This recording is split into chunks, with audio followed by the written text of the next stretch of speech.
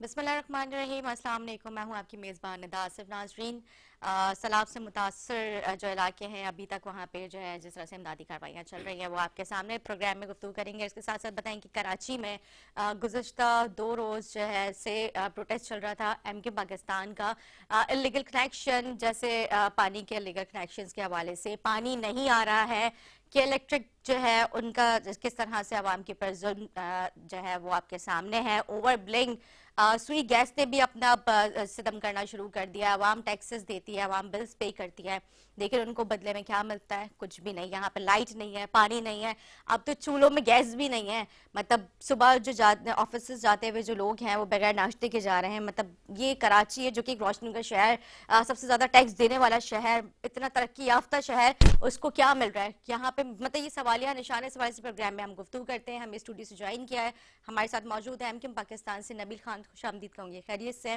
PTI से हमारे साथ मौजूद है सर बुलंद साहब। मैं आपको खुश आमदीद कहूँगी सर।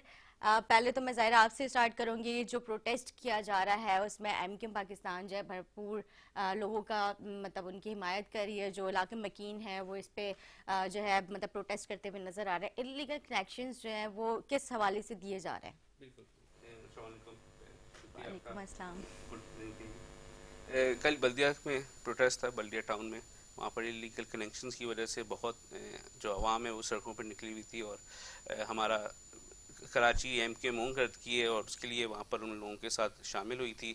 उसके अलावा हमने देखा था कि नॉर्थ अहमदाबाद की तरफ वो डॉक्टर आसिम के हॉस्पिटल की सुनाए कि रिहायशियों ने वहाँ खुद आवाम निकल गई है सड़कों पे। तो सारी पार्टीज़, मेरे ख्याल से पीटीआई भी वहाँ मौजूद थी, अच्छा। एमक्यूएम ने वहाँ पर प्रोटेस्ट किया है और बोला है कि अगर इसको इलीगल कनेक्शंस देने हैं तो वैसे ही कराची 70% रेवेन्यू देता है, वैसे ही पानी नहीं है, शॉर्टेजेस हैं सही बात गैस है। की। अभी विंटर्स आ रहे हैं, वहाँ पर गैस की शॉर्टेज हो जाएगी, इलेक्ट्रिसिटी के बिल जैसे। और इसके बावजूद आप बल्दिया हो गया, नॉर्थ अहमदाबाद हो गया, वहाँ इलीगल कनेक्शन इतने देंगे तो आवाम का क्या हाल होगा। वैसे ही बिल्कुल। आप देख रही हैं कि आजकल पूरी आवाम के इलेक्ट्रिक ऑफिस में बिजली की वजह से वैसे ही एहतजाज कर रही है।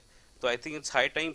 लोगों का गुस्सा बहुत हाई हो चुका है, और ये चाहिए गवर्नमेंट को इस पर नोटिस लें, फेडरल को भी और सिंध गवर्नमेंट को भी, कि आवाम के साथ खड़े हुए इस वक्त और उस पर एक्शन करें। बिल्कुल ठीक कह रहे हैं। अच्छा, माजी में भी इस तरह के कनेक्शंस दिए गए हैं। मतलब कराची में बेशुमार डिस्ट्रिक्ट्स में बेशुमार जगहों पे जो है कनेक्शंस का सिलसिला तो चलता ही रहता है, लेकिन मतलब ये जो इदारे हैं इनके ऊपर कंट्रोल क्यों नहीं किया जा रहा है?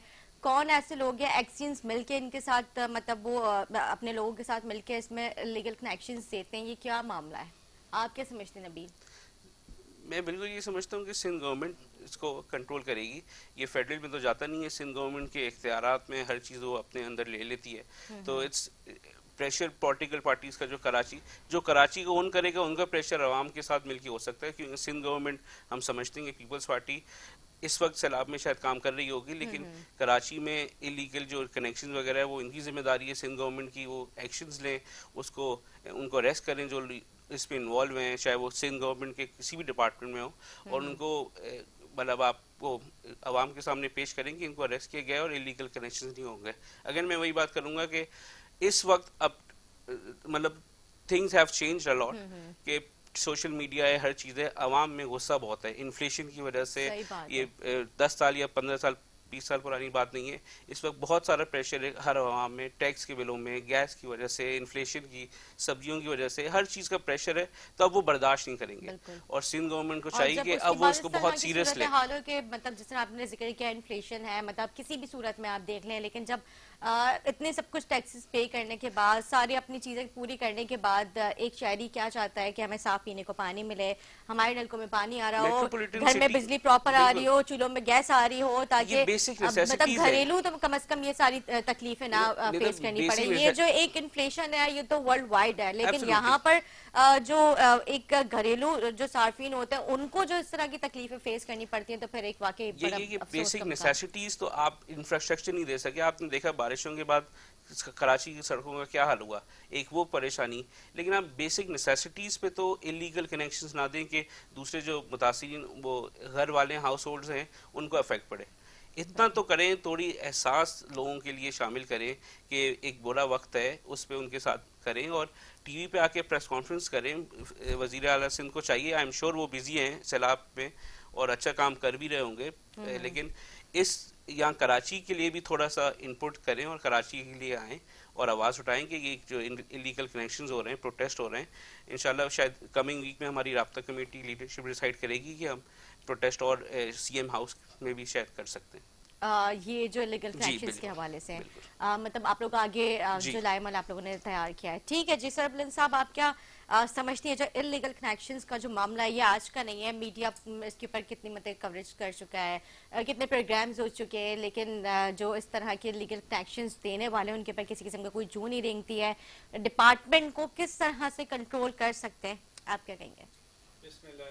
बहुत शुक्रिया निदा, आपका बहुत अच्छा टॉपिक आपने आज चुना है, चूंकि इस वक्त हम तो बड़े हैरान हैं कि जबकि डैम में पानी भर गए हैं और डैम ओवरफ्लो हो चुके हैं और सैलाब की खतरात मंडलाते फिर रहे। कराची के अंदर भी मुख्तलिफ जगहों से खबरें आ रही कि हब से पानी आ रहा है, डैम का टूट, अल्लाह न करे कोई से सूरत हाल बनती, ओवरफ्लो हो गया पानी। तो ये भी इत्तला मिली कि दरिया सिंध जो है वो भी अब हम ये समझ रहे थे निदा कि पानी की कोई कमी नहीं होगी, वाफिर मिकदार में पानी नलकों में आ रहा होगा, लेकिन आप यकीन करें कि भाई ने जो बल्दिया की बात की बिल्कुल ठीक कही है। बल्दिया पानी के लिए बलक रहा है, एक कतरा पानी इस सूरत हाल में भी नहीं कि डैम ओवरफ्लो हो चुका है, यानी कि डैम को उस वक्त तो पानी देना चाहिए ताकि फ्लो कम, जो ज्यादा इतना जो भरा हुआ है उसकी थोड़ी कैपेसिटी कम हो, बारिश का पानी मजीद आए तो लोगों को पानी भी मिले, पानी भी हमारा रिजर्व हो सके।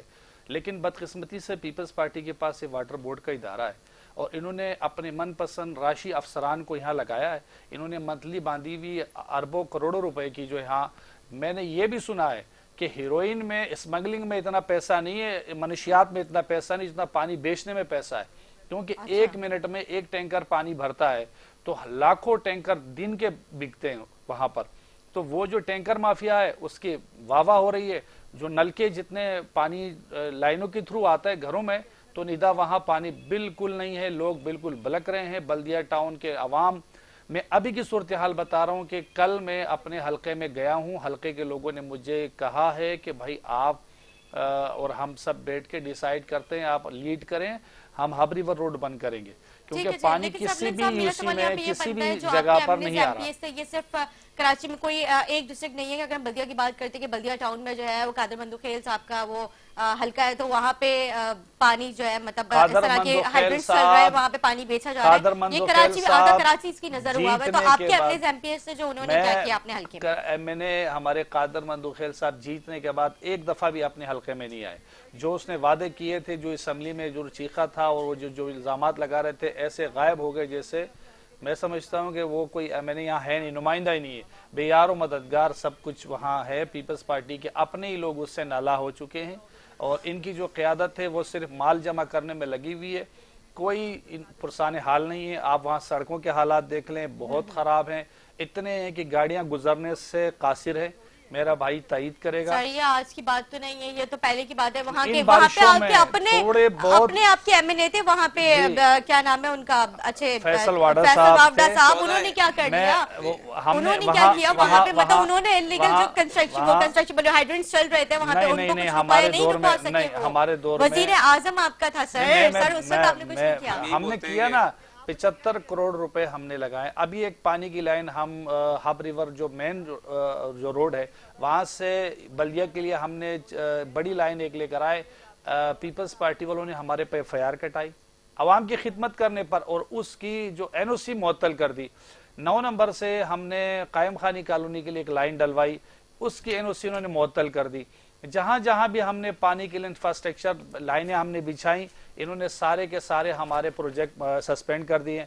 उसके साथ साथ जो हमने जहां जहां हमारे दीगर प्रोजेक्ट थे वो भी पीपल्स पार्टी ने वो चाह रही थी कि आवाम का काम ही न हो, जगह जगह इन्होंने हेडल्स खड़ी किए। मतलब जो आपके एमएनएस काम करना चाहते थे मतलब उनको 18वीं तरमीम के बाद निदा देखे जे इल्जाम दर इल्जाम तो हम एक दूसरे पे लगा सकते हैं, लेकिन हमें फैक्ट को भी देखना पड़ेगा। 18वीं तरमीम के बाद सारे के सारे इख्तियारात सूबाई हुकूमत के पास है, हम उनके एनओसी के बगैर कोई प्रोजेक्ट नहीं कर सकते। इनके सूबाई वज़रा जो है, सूबाई वज़ीर बल्दियात और वगैरह वगैरह जितने भी हैं, इन्होंने सिर्फ माल बनाने के अलावा कुछ नहीं किया, और जहां भी आवाम के रिलीफ का काम था इन्होंने उसमें हडल्स किए हैं, और जो भी प्रोजेक्ट इन्होंने किए कागजों में किए, जमीन पे ग्राउंड पे कुछ नजर नहीं आ रहा। इस वजह से बल्दियात में 24 जुलाई को हो रहे थे, 24 वो एक अलग मैटर है, उस पर हम बात कर सकते हैं। 24 जुलाई को इलेक्शन हो रहा था। आप अपने टॉपिक से हट रहे, फिर हम इस पे दोबारा शो कर सकते हैं। आपको बता रही ना, मैं 1 करोड़ रुपए, 1 करोड़ नौकरियां, 50 लाख घर वाला जो मामला था ना, वो हमारा पाइपलाइन में था। तीसरे 3.5 साल में हमारी हुकूमत में वो हमें हटा दिया गया। एहसास प्रोग्राम किसका दिया हुआ है? 10 लाख रुपए हर एक गरीब की जेब में चला गया। किसने दिया? ये बेनजीर का था, बेनजीर का था, लेकिन उसमें मैं थोड़ा कन्वर्ट किया गया। निदा, ये आप ना इंसाफी करेंगे, मुझे आप 1 मिनट बोलेंगे अगर आप बोलेंगे। नहीं, आपने कहा किसका था? मैं बताता हूँ। एहसास प्रोग्राम, बेनजीर इनकम सपोर्ट, इसमें बड़ा फर्क है। इसमें 26 प्रोग्राम है निदा, ये आपको मैं क्लियर कर लूँ। इसमें एक जच्चा बच्चा से लेकर, जब एक माँ उम्मीद से होती है उस टाइम से लेकर बच्चे की पैदाइश, उसकी तालीम तक का वजीफा इसमें शामिल है। 14,000, अब हमने 20,000 रुपए कर दिए थे एहसास प्रोग्राम के जरिए। हम वक्तन फोख्तन उन फैमिलीज को दे रहे थे जो गुर्बत की लकीर के नीचे हैं, जो बेरोजगार हैं। 10 लाख रुपए उसमें सेहत कार्ड का भी था। 60 साल के बाद जो भी हमारे बुजुर्ग रिटायर्ड या जो भी 60 साल में नौकरी हो ना हो, वो अपने पेंशन ले सकते थे। बेरोजगार अलाउंस उसमें शामिल था, ग्रेजुएशन अलाउंस उसमें शामिल था। 26 प्रोग्राम है। हमारा एहसास प्रोग्राम से कोई मुआवजा नहीं है। जितना भी पीपल्स पार्टी ने बेनजीर इनकम सपोर्ट किया, उसमें मैं नहीं कहता, ये रिकॉर्ड पर है, आपकी मीडिया ने ही इसको कवर किया है। तकरीबन 2,500, मेरे थोड़ा आदाद शुमार में होता है, कई हजार लोग ऐसे थे जो 21 ग्रेड से बड़े अफसरान थे, वो बेनजीर इनकम सपोर्ट का 2,000-3,000 रुपए ले रहे थे, गरीब का पैसा खा रहे थे।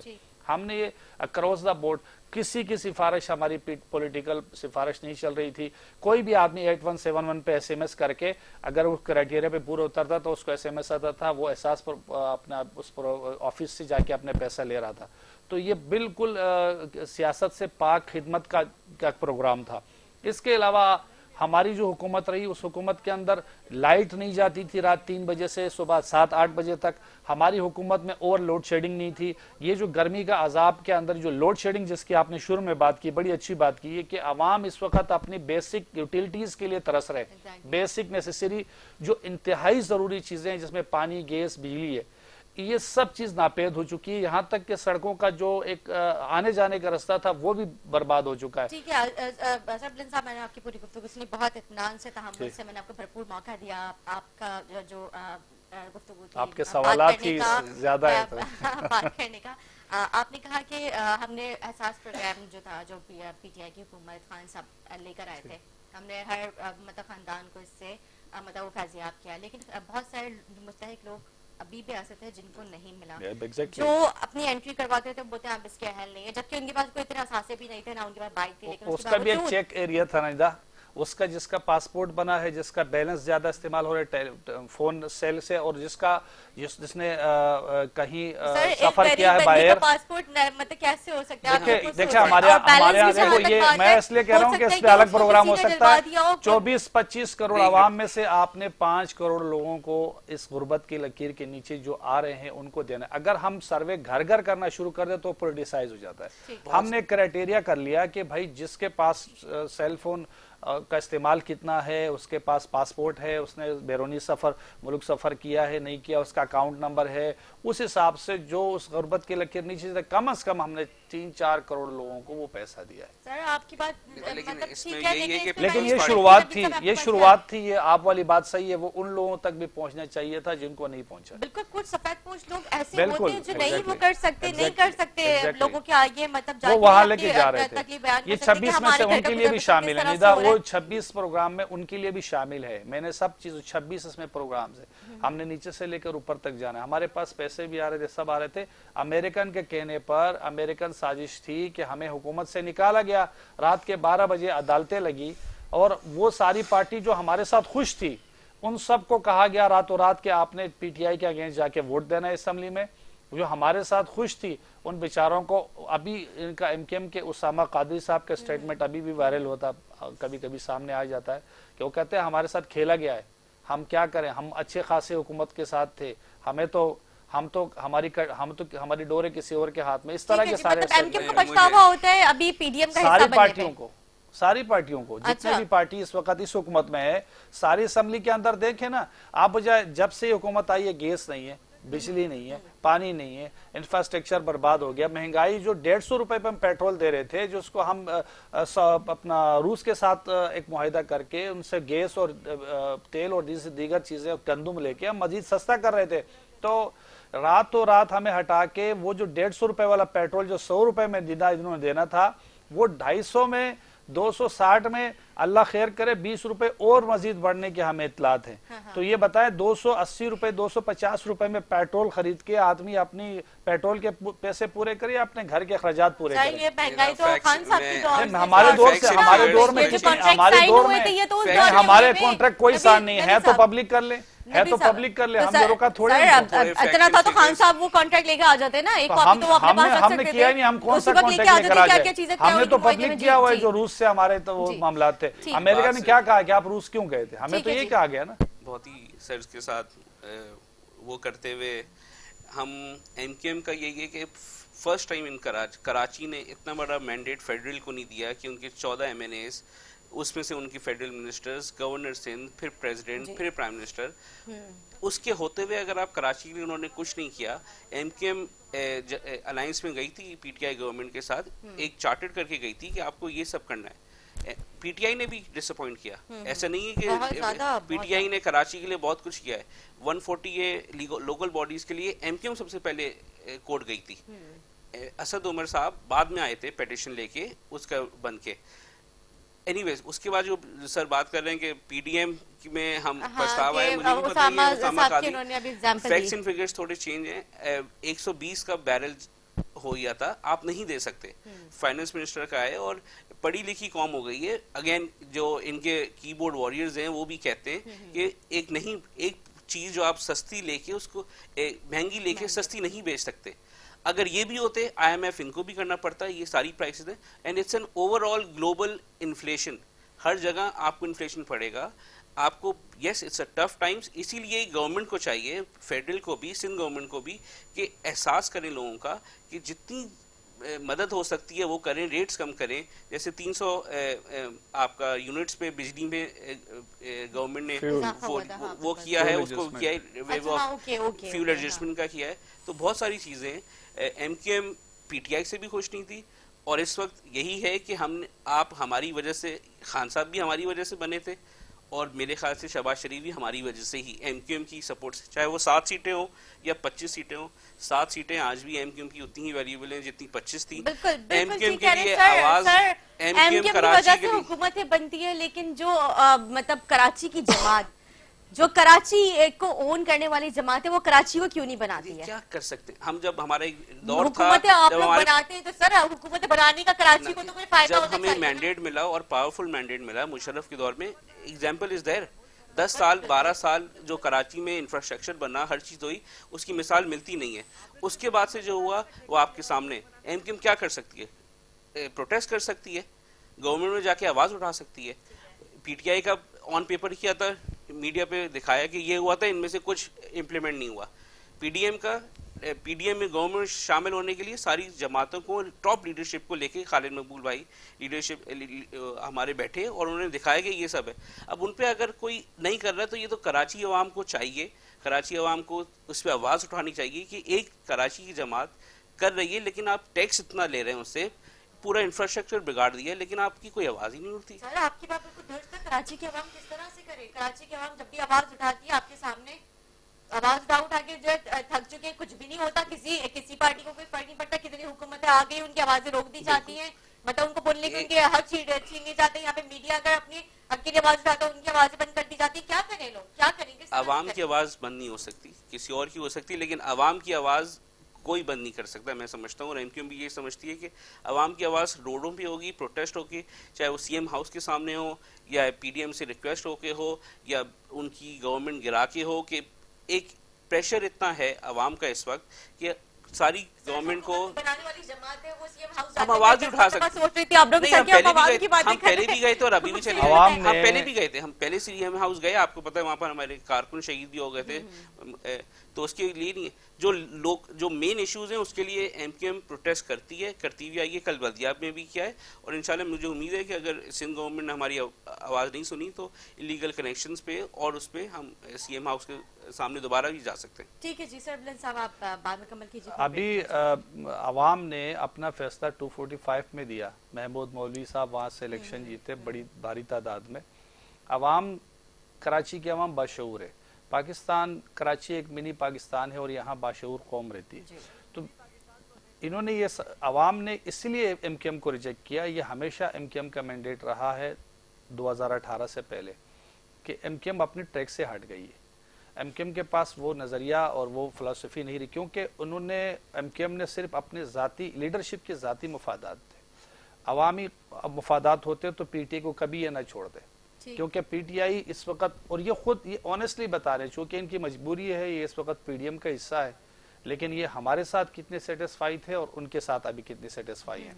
हमारे दौर में क्या कराची में ओवरलोड शेडिंग थी? नहीं थी। हमने 300 मेगावाट बिजली जो हमने दी थी, इन्होंने उसको काट के वापस कर दी, क्योंकि इनके पास आईपीपीस के पैसे नहीं थे देने के लिए, जिस वजह से इन्होंने वो काट दी। पाकिस्तान नफीस लोग भी हैं, नफीस लोग का खिताब भी हम ही नहीं दिया था। आप अभी बात कर रहे थे महमूद मौलवी साहब की कि कराची के वहाँ बाशऊर हो गई है, मतलब वो जो मैंडेट देने वाली जमात थी वो अब उस तरह से पूछ रहे कि इनके प्राइम मिनिस्टर होते हुए और अभी खान साहब, इमरान खान साहब आखिरी 5 साल में कराची कितने दौरे किए हैं? ठीक है जी, मैं ये सवाल भी हम करते हैं, लेकिन मेरे से पूछने का सवाल पूछना मुझे ये था कि महमूद मौलवी साहब जो है वो कितने वोट से जीते और कितने उनके पास वहाँ पे उनके हलके में वोटर्स थे, ये बताएं। देखिए टोटल वोटर्स तो 5 लाख थे, उसमें से मैं बताता हूँ, जो बाई इलेक्शन जितने भी होते हैं ना, कराची की पूरी हिस्ट्री उठा के देख लें। अभी एमक्यूएम जीती है 10,000 कुछ। और कितने वोट से वो जीते? एमक्यूएम ने 10,000 वोट लिए, हम तो 30,000 वोट लिए। 30,000 वोट लिए। 29,000 सर 29,000 700-800 200 300 को तो आप क्या उसको मार्जिन करते हैं, 29-30 में क्या फर्क। और इनके जो वोट थे टोटल शायद 10,000 9,000 समथिंग हमारे 13 थे। अगर आप इसको चलो 13,000 कर लो, चलो 13,000 कर लो। देखो 17,000 की लीड है, 17,000 की लीड है। इसका मतलब ये है कराची के अवाम ने एमक्यूएम को रिजेक्ट कर दिया। वही मेरी वाली बात कि हमें एमक्यूएम के लिए बहुत कराची की अवाम बाशऊर हो गई है। मतलब अगर फॉर एग्जांपल 30,000 भी उन्होंने वोट ले लिए तो क्या आप समझते हैं कि 30,000 मैं आपको बताता हूँ, देखिए जितने भी बाई इलेक्शंस होते हैं उसमें आप उठा के देख ले, एमक्यूएम अभी अपनी सूबाई सीट जीती है एक कोरंगी से, जो टीएलपी के साथ कांटे का मुकाबला था। एमएनए थी, सॉरी एमएनए की थी। कितने वोट लिए? टोटल 10,000 वोट लिए। देखिए अगर उसके आप मुझे बताएं 30,000 वोट लिए, निदा आप क्या बात कर रही हैं? ये सारी पॉलिटिकल आपको जहाँ से इंस्ट्रक्शन मिल रही है वो गलत है। मैं इसमें ये बोलूंगा कि पॉलिटिकल रियलिटी में बता रहा हूँ। बाजी में एमक्यूएम ने इस हल्के से 2-2 लाख वोट, 3-3 लाख, 1.5 लाख वोट में। सर वो तो आपको पता है वो किस तरह होता है। 1 लाख वोट वो माजी पता है सबको। आप ये बात कीजिए, मुझे इंस्ट्रक्शंस मिल रही है, मतलब इंस्ट्रक्शंस की क्या बात है? मतलब मैं अपने प्रोग्राम में इंस्ट्रक्शंस फॉलो कर रही हूं। सही बात है, बिल्कुल वैसे ही हुआ था जैसे आरटीएस 2018 में बैठा था। First time in history Karachi के रिजल्ट 3 दिन बाद आए थे। अब वो किस लिए आए थे वो सारी कौम को पता है और शायद इनकी लीडरशिप को भी पता है। इलेक्शन को भी आप देखें जब कराची के आवाम के लिए एक कंप्लेन नहीं है। नबील साहब का सवाल था कि जब आपका प्राइम मिनिस्टर था, मतलब आपकी हुकूमत में, तो उसके बाद खान साहब ने मतलब कितने दौरे किए कराची के और कराची के लिए क्या क्या किया, इस पे मैं सवाल करूंगी। लेकिन एक शॉर्ट ब्रेक की मुझे कॉल की जा रही है, जिसको आप कहते हैं इंस्ट्रक्शंस मिल रही है, मुझे बार बार शॉर्ट ब्रेक की कॉल की जा रही थी। एक शॉर्ट ब्रेक लेते, ब्रेक के बाद हाजिर होंगे। Stay with us.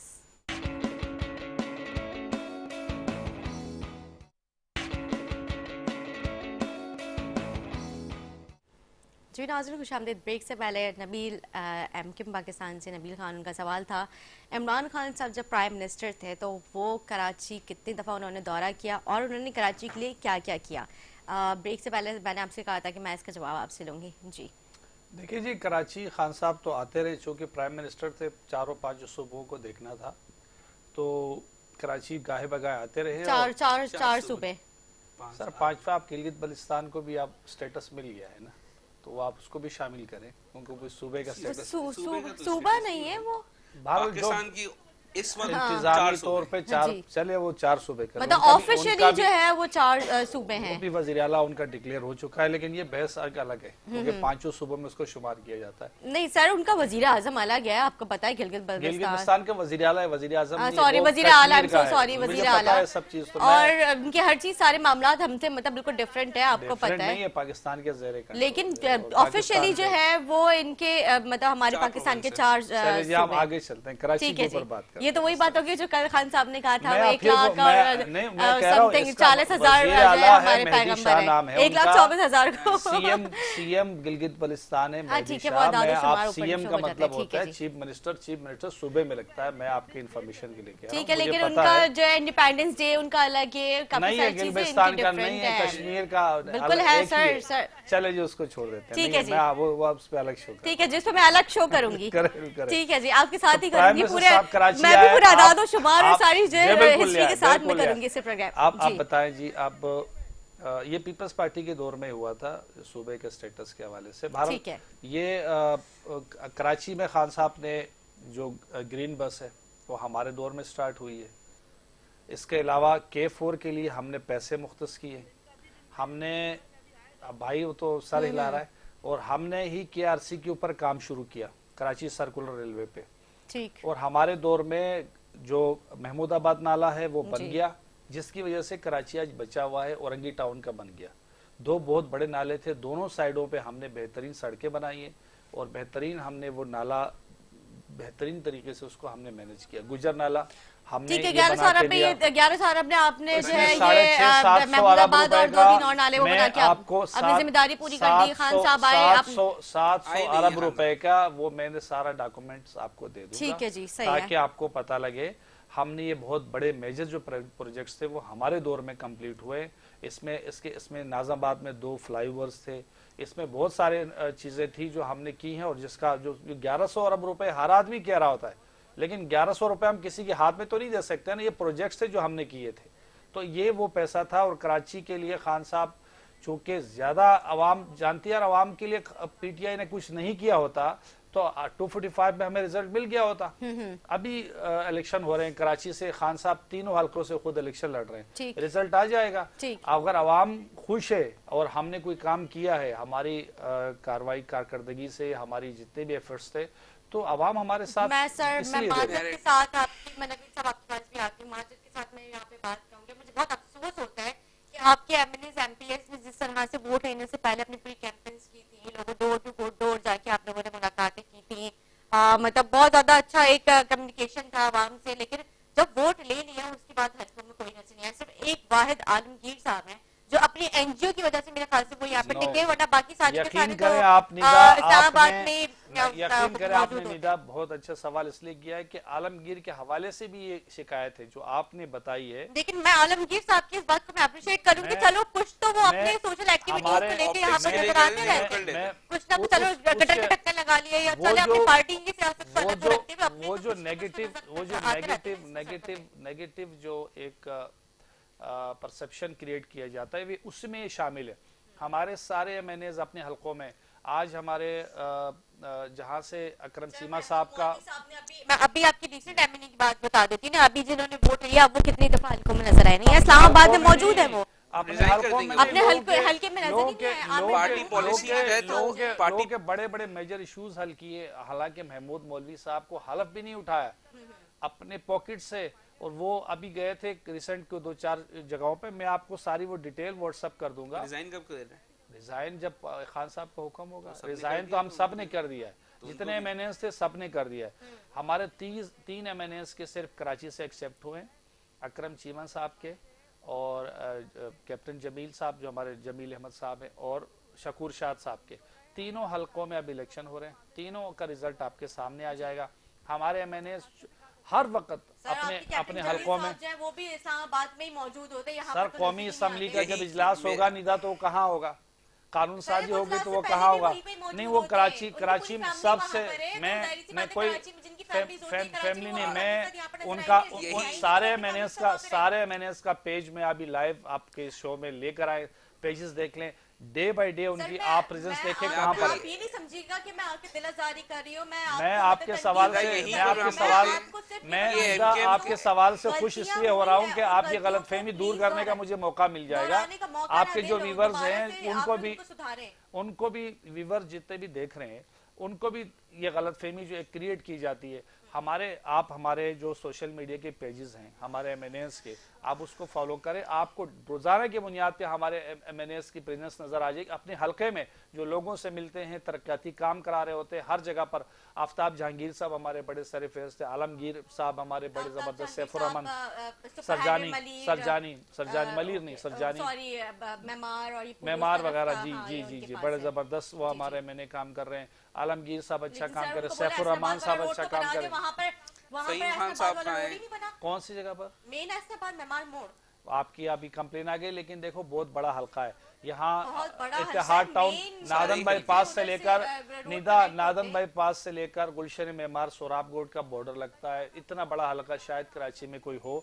और जो 75 करोड़ रुपए वाला रोड देखिए, पूरा रोड तबाह बर्बाद हुआ है। जो मेन सर्विस रोड है वो मतलब अभी इस बारिशों में हुआ है।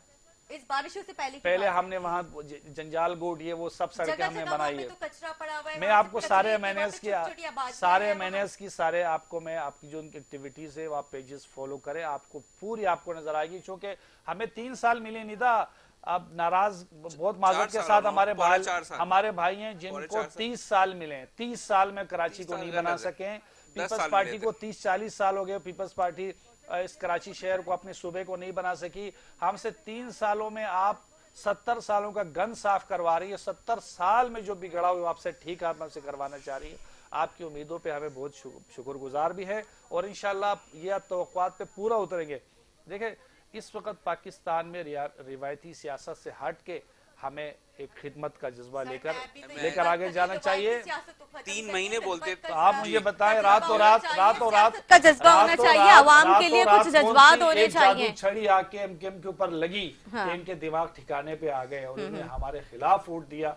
और पीपल्स पार्टी जो नवाज शरीफ को सड़कों पे घसीट रहे थे वो उसके बहुत गुण गाते फिर रहे हैं। जो जरदारी साहब नवाज शरीफ साहब को सड़कों पे घसीट रहे थे वो उसके गुण गाना शुरू हो गए।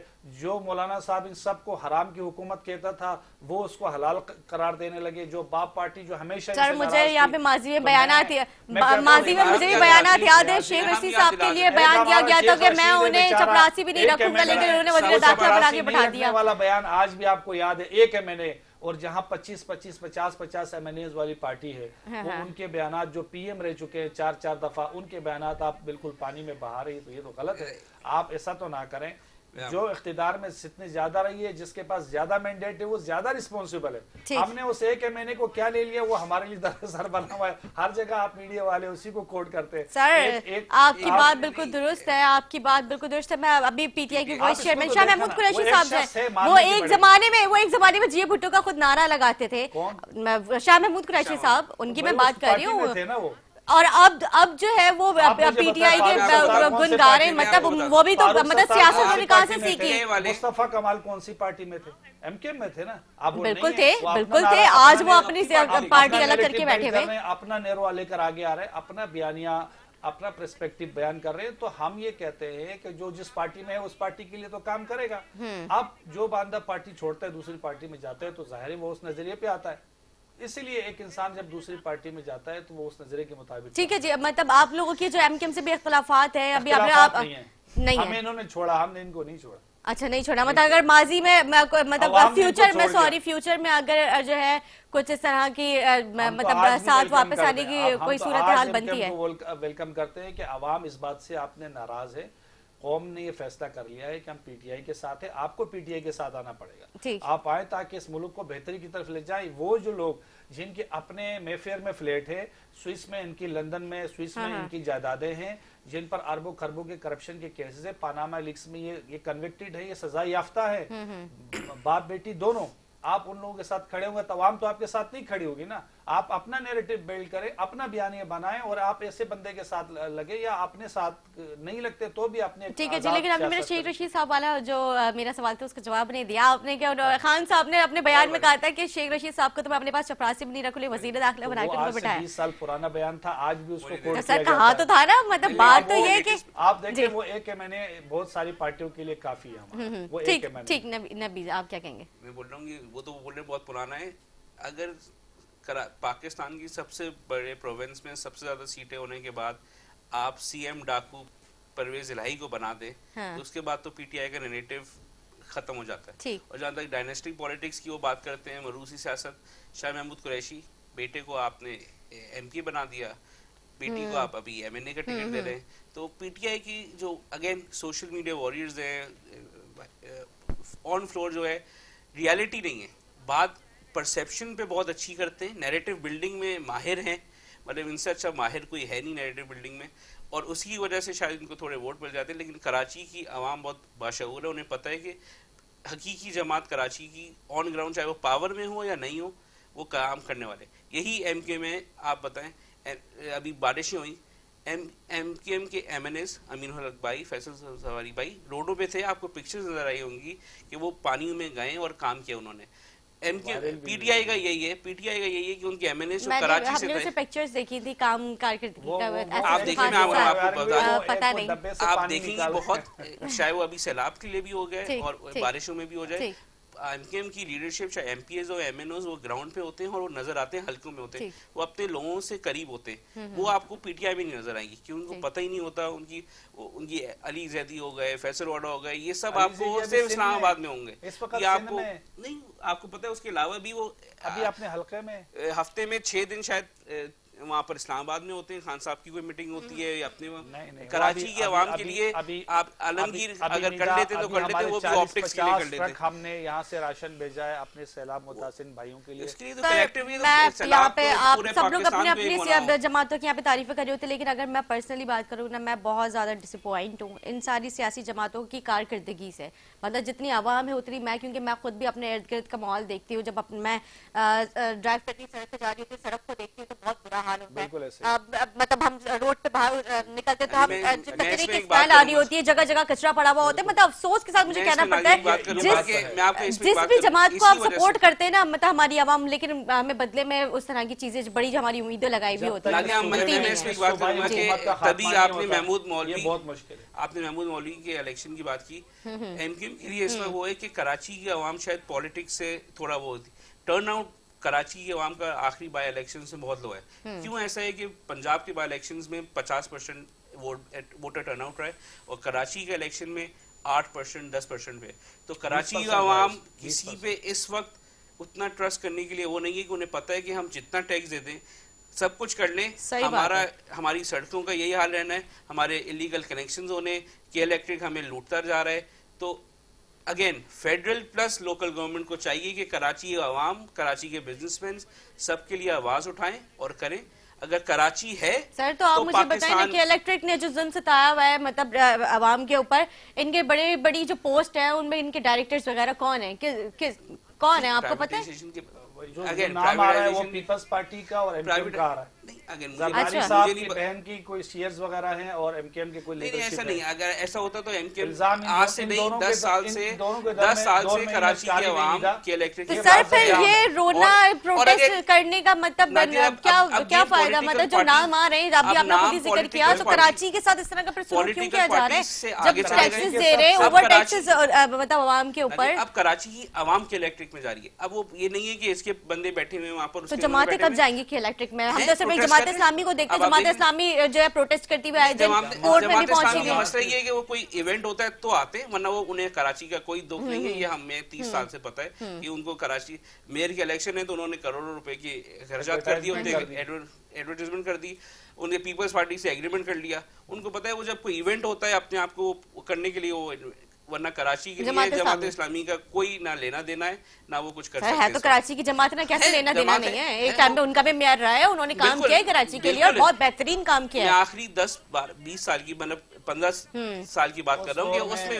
नेमतुल्लाह बहुत अच्छे आज थे। मतलब नेमतुल्लाह खान, अब्दुल सत्तार अवानी, उनके दौर के अगर आप बात करें, मतलब जो सीवरेज का निजाम है उनके टाइम में मुझे लगता है कि वो ही हुआ है। कराची को पानी देने वाले मतलब उनके दौर की खदमात हैं। इसमें कोई शक नहीं, लेकिन आखिरी 15 साल में जमात इस्लामी का आपने नाम सर उनको मौका नहीं मिला ना, मौका दिया नहीं गया। अगर तहरीक इंसाफ आपको पार्टी बन के आना होगा, कराची के लिए आवाज उठानी होगी। आज इंशाअल्लाह ताला मुस्तफा कमाल साहब ने अपने दौर में काम किया था, एमकेएम के मेयर थे, लेकिन वो चूंकि वो कह रहे हैं कि मेरा काम था, ये सब मैंने किया। जो जमात इस्लामी का अधूरा काम था उन्होंने इसको कंटिन्यू किया था मुस्तफा कमाल साहब ने। और अभी जमात इस्लामी की बात करें तो जमात इस्लामी के दौर में मुशर्रफ साहब ने बहुत अच्छा फंड दिया था लोकल बॉडी को, जबकि वसीम अख्तर साहब रोते बेचारे रह गए। और हमारा जो है हमने सुप्रीम कोर्ट में केस भी किया, और ये भाई जैसा आपके इनके हमने भी किया, इन्होंने भी किया हुआ। हम चाहते हैं बाख्तियार लोकल बॉडी हो जिसमें मेयर के पास इख्तियार हो, जो हमारे टाउन नाजिम उनके पास इख्तियार हो, ताकि जो इंफ्रास्ट्रक्चर है उसको हम बेहतरीन करें, अवाम को इस जदीद दौर के एन मुताबिक करें। ठीक है जी। आज हम सर मैं लास्ट सवाल करूंगी आपसे, क्योंकि मैं अपने प्रोग्राम को इख्तिताम की तरफ लेके जाऊंगी। मतलब इमरान खान साहब जो है कराची की 3 हलकों से खुद इलेक्शन लड़ने के लिए आ रहे हैं। क्या इलेक्शन लड़ने के बाद खान साहब जिस तरह से कराची में बकौल आपकी कि एमएलए एमपीएस तो कराची में होते हैं, क्या वो भी कराची की आवाम के साथ उसी तरह से घुल मिल के रहेंगे, कराची की आवाम से मिलेंगे आगे? जी जरूर मिलेंगे, जरूर यहाँ रहेंगे, आते जाते रहेंगे। वो तो आवाम के साथ देखिए, जब भी खान साहब आते हैं, अभी जलसे कराची में जो लास्ट जलसा हुआ है खान साहब का, ये तारीख का सबसे बड़ा जलसा है। 15 लाख से ज्यादा मोबाइल्स की जो सर्विलेंसेस थी, वो एक कंपनी ने गूगल ने उसको रिकॉर्ड किया है। तो आप इससे अंदाजा कर लें कि इतना लोग निकले हुए थे, और सारे वो फैमिलीज निकली थी जो कभी किसी जलसे में नहीं। ठीक है जी, मैं आपकी सरबुलंद साहब ये क्लिप जो है मैं सेव करके आपके अल्फाज में सेव करके आज मैं अपने प्रोग्राम में रिकॉर्ड करके रखूंगी। जब अगर खान साहब वहां से जीत जाते हैं और उसके बाद जो है खान साहब नहीं आते, तो फिर इसके बाद हम आपसे एक प्रोग्राम करेंगे। शुक्रिया अदा करूंगी आपका सरबुलंद साहब, नवीद साहब आपका बहुत शुक्रिया, आप लोगों ने अपना टाइम दिया। उम्मीद करती हूँ नाज़रीन को हमारा प्रोग्राम अच्छा लगा। इसी के साथ अपनी मेजबान नदा से इजाजत, मुझे, मेरे मेहमानों को, मेरी पूरी टीम को दुआ में याद रखें, फीडबैक देना ना भूलें। अल्लाह हाफ़िज़।